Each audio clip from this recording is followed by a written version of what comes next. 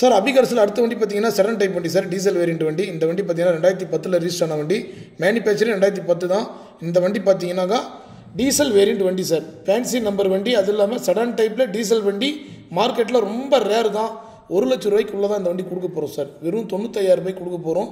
வண்டி பாருங்கள் எந்த அளவுக்கு பர்ஃபெக்ட் கண்டிஷனில் இருக்குது. Leather seat cover, 4 power window, power steering எல்லாமே கம்பெனி செட்டு எல்லாமே வந்துடும் A to Z.